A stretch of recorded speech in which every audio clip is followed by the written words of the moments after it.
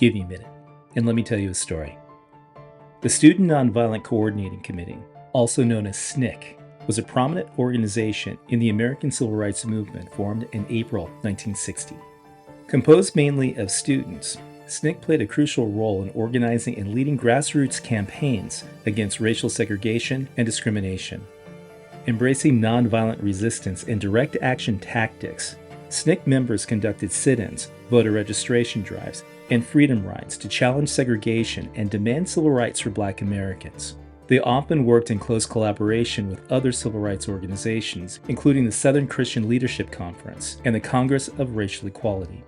SNCC's commitment to empowering local communities and fostering leadership among young people contributed to its effectiveness in mobilizing support for civil rights causes. Despite facing violence and intimidation, SNCC remained dedicated to its principles of nonviolent resistance and grassroots organizing, leaving a lasting legacy in the fight for racial justice and equality in the United States. I'm James Edward Mills of the Georgia Project, and this has been an Unhidden Minute.